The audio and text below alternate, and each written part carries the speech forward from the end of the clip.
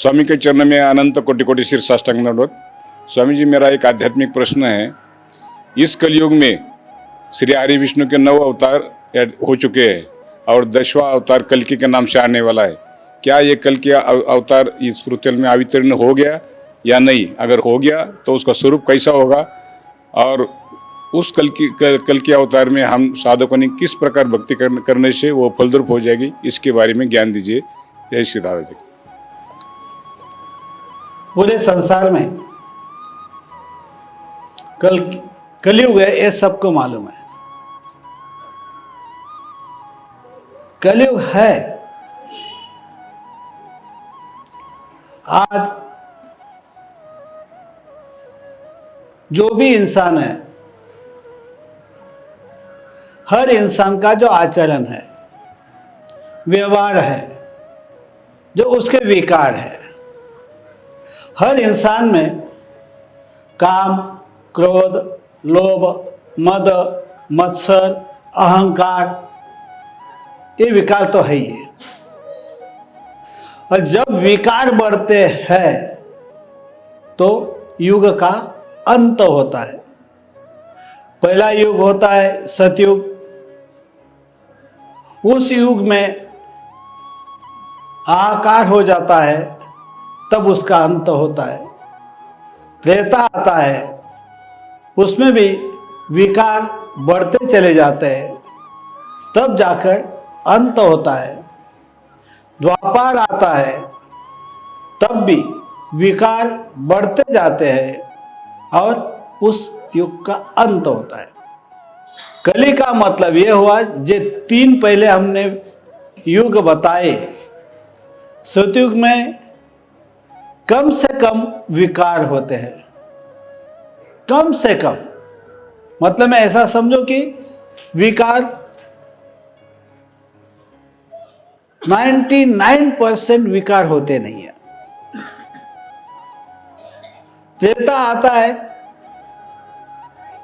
तो 50% तक विकारों की बढ़ोतरी हो जाती है, और जब त्रेता आता है तो 75% तक विकार बढ़ जाते हैं, और कलयुग आता है तो 100% तक विकार आ जाते हैं। हर मनुष्य में विकार रहते ही है कलयुग के अंदर। इसीलिए तो कलयुग कहा गया है। कली का अवतरण होने के बाद विनाश आता है, ऐसा कहा जाता है। पहले भगवान के 9 अवतार तो हो गए, अभी 10वां अवतार कलयुग है। इस कलयुग में कल्कि का अवतार होता है, इस तरह से कहते हैं। अगर कल्कि का अवतार का इसका मतलब क्या हुआ भाई? गुणों पे है ना, जो ना सारे संसार में जो भी मनुष्य प्राणी है, मनुष्य हो, आदमी हो या स्त्री हो या औरत हो, हर में विकार होता है। इतने विकार बढ़ गए हैं, अगर जो भी इंसान इस संसार के अंदर है, वो खुद अगर अपने आप को टटोले तो पता चल जाता है कि हमारे अंदर कौन कौन से विकार है। वो भी कम होता है क्या? लोभ पकड़ लो, काम पकड़ लो, समझे? 2 ही विकार पकड़े तो भी हर इंसान में विकार ज्यादा से ज्यादा।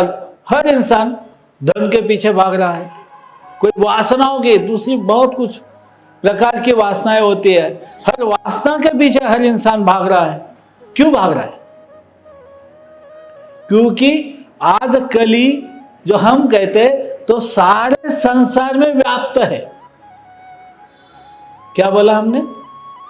हर इंसान में व्याप्त है ना कली। तो जो गुण की बढ़ोतरी जो है आज, वो आज के बच्चे माँ बाप को भी नहीं होते।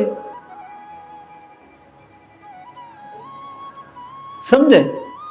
पहले के बच्चे सेवा करते थे, 100-200 साल पहले गए, पहले के बच्चे सेवा करते थे, सब भाई एक साथ रहते थे। अभी क्या होता है, माँ बाप होते हुए बंटवारा हो जाता है। ये क्या है? प्रेम जिसे कहते हैं, वो प्रेम कहाँ मिलता है, किसको मिलता है? प्रेम का मतलब क्या है? आसक्ति है। प्रेम का मतलब वासना है, कामना पूर्ति है। प्रेम क्या है?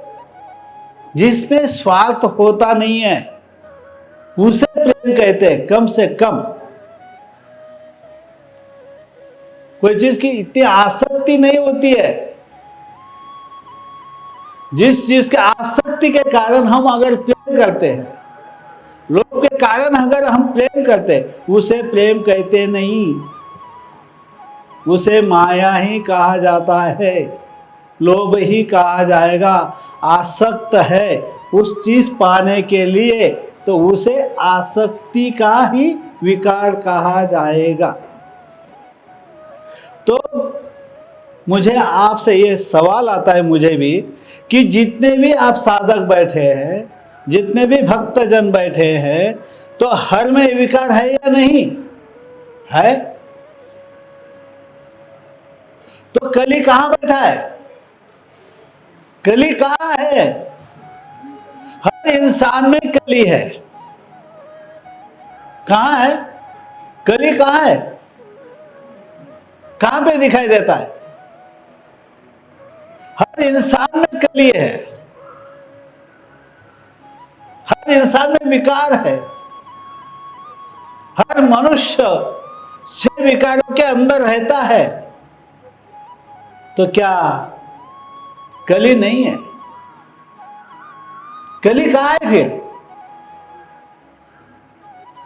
शायद कली का अवतार होगा भी, वो नाश करेगा भी।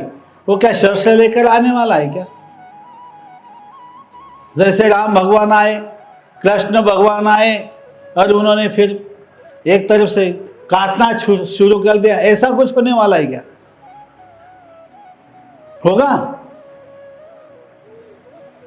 आएगा व्यक्ति कहीं और से करा लेगा, वो खुद करने को बैठेगा। घोड़े पे आएगा और काटते छूटेगा, इसको मारो उसको मारो, ऐसा करेगा? करेगा? आपने सवाल किया, इस तरह से करेगा, वो करवा लेगा। करवा लेगा मतलब में हमारे अंदर जो विकार है, वो विकारों से करवा लेगा। भले आया भी होगा, पहचानेंगे कैसे? मैं कली हूं, मैं कली हूं, मतलब इस तरह से कहने से वो कली का अवतार हो जाएगा? सामर्थ्य क्या है उसका? उसकी शक्ति क्या है? ये भी तो सोचना पड़ेगा ना। कहने वाले बहुत हो सकते हैं। कोई भी कहेगा, कल उठ के मैं भी बोलूंगा मैं कल्कि का अवतार, तो चलेगा? और दूसरा उठेगा, वो भी बोलता है मैं भी कल्कि का अवतार, तो क्या 10 जन हो जाएंगे, 10 आदमी हो जाएंगे, 10 संत पुरुष हो जाएंगे? कहने का मेरा मतलब यह है, आया भी तो समझ में आना चाहिए ना। कल्कि को कैसे पहचानेंगे? पहचानने की दृष्टि है हमारे पास, इतनी सोच है। आएगा, पता चलेगा भी, वो कब चलेगा? ये भी तो सोच है ना। कुछ सोचना पड़ेगा ना, उसके गुण भी देखने पड़ेंगे ना। राम आया था तो राम बोलता था कि मैं राम हूं, मैं भगवान हूं, मैं अभी इस युग के अंदर मैं इस तरह से विनाश कर दूंगा, ऐसा कुछ बोला है? राक्षसों का निवारण कर दूंगा, ऐसा कुछ बोला था? कृष्ण ने बोला, क्या बोला? धर्म के स्थापना के लिए आया हूं। वो स्वयं बोले मैं विष्णु अवतार हूं। कोई ग्रंथ में लिखा है, हमने चुना, हमने सोचा। अभी भी तो कोई कहता है कृष्ण क्या यार, वो तो माखन चुराने वाला चोर था। दुनिया ऐसी भी कहती है। दुनिया तो ये भी कहती है वो तो औरतों को मतलब में घुमाता था, क्या उस बोलना अच्छा नहीं है, ये शब्द मुझे अच्छे नहीं लगते, फिर भी एक सवाल इस तरह से आया तो समझना तो वो भगवान है, वो आया है, वो किस तरह से कैसे काम करवा लेगा वो तो कल की ही जाने। जैसे कृष्ण भगवान ने हथियार उठाए नहीं, फिर भी एक बार सुदर्शन चक्र उठा ही दिया था, ऐसे बोलते हैं बराबर। लेकिन उन्होंने तो पांडवों के तरफ से करवा लिया ना, धर्म स्थापना के लिए पांडवों के तरफ से करवा लिया, समझ में आता है। तो मेरा कहने का मतलब कल की हथियार उठाएगा क्या किसी की और से करवा लेगा वो कल की ही जाने, और कोई तो जान नहीं सकता। और कौन करवा रहा हो तो पहचानने में आना चाहिए, तो हम बोलेंगे कि ये कल्कि का अवतार है। वो स्वयं तो बोलने वाला है या नहीं मुझे नहीं मालूम, वो दुनिया वाले जाने, सब दुनिया कहती है कौन कल के मुझे मालूम नहीं। हो सकता है इनमें से एक आदमी हो सकता है या नहीं भी होगा, वो तो परमात्मा जाने और स्वयं विष्णु जाने। विष्णु ही कल्कि का अवतार आने वाला है, यही कहते हैं। कहने का मेरा मतलब है आज हमारी गुणों की बढ़ोतरी हो चुकी है और इतनी हो गई है कि हर इंसान में अवगुण भरे पड़े हैं। पूरे अच्छे गुणों का इंसान है क्या? पूरे गुण अच्छे गुण, एक ही दुर्गुण उसके अंदर है नहीं, वो तो संत कहलाता है। गुणों से पर रहने वाला संत कहलाता है, महान तपस्वी कहलाता है, महान सन्यासी कहलाएगा। जहां पे गुण है अवगुणों की बहुत भरे पड़े हुए हैं, तो कैसे उनको ये भी संज्ञा दे सकते हैं? उनको साधु कहना, साधु के लक्षण होते हैं, सन्यासी के लक्षण होते हैं, दिगंबर के लक्षण होते हैं, संत के लक्षण होते हैं, और कल के भगवान का भी कुछ ना कुछ तो, वो भी तो कोई विराट रूप लेके आने वाला थोड़ा होगा, वो भी हमारे जैसा एक इंसान का ही रूप लेके आएगा और पता भी नहीं चलेगा वो करवा रहा है। पता चल गया तो मुझे भी लगेगा, मुझे पता चल गया तो मैं भी बोल दूंगा भाई ये कल्कि का अवतार है। अभी तक मुझे पता चला नहीं, मुझे कली तो हर जगह दिखाई देता है, हर इंसान में कली दिखाई देता है। आज मेरे कहने का मतलब में जहां जहां देखो वहां तो गुण है ही, अवगुण इतने हैं, इतने भरे पड़े हुए हैं, दो मियाँ बीबी का भी अच्छा चलता नहीं है, बाप बेटे बच्चों का अच्छा नहीं होता है, दोस्त का बनता नहीं है, जो बनता है तो खाली स्वार्थ के हिसाब से वो रिलेशन चलता है, लोभ के हिसाब से रिलेशन चल रहे। आज अगर लोभ है, विकार है तो रिलेशन है।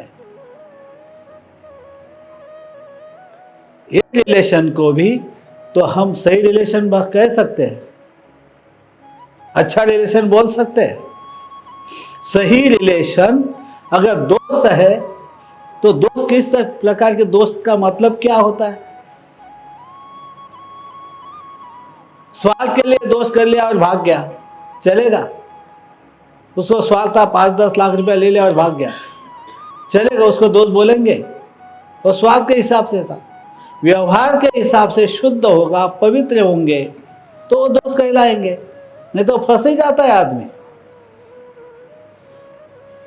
विश्वास और गुण, श्रद्धा और गुण, और ऐसे कलिकाल में भक्ति करनी चाहिए। अभी पूछा तो ये भी बात सही है। हर जगह जहाँ देखो वहाँ विकार पड़े हुए हैं। और भक्ति करनी है, भगवान की प्राप्ति करना ही है, परमात्मा की प्राप्ति करनी है, दादाजी की प्राप्ति करनी है। अगर दादाजी की प्राप्ति करनी है, कोई भी भगवान की प्राप्ति करनी है, जो हम दादाजी को परमात्मा है ही, उनकी प्राप्ति करनी है। दादाजी मालिक है ही, उनकी प्राप्ति करनी है। तो हमें क्या करना चाहिए? भक्त बनना पड़ेगा। क्या बनना पड़ेगा? भक्त बनना पड़ेगा। कोई भी भगवान की प्राप्ति के लिए पहले भक्त बनना पड़ता है। यानी पहले कोई गुरु के पास जाना पड़ेगा, जो सही है, जो सही मार्ग दिखाता है, जो सही साधना देता है, भगवान से मुलाकात करा देता है।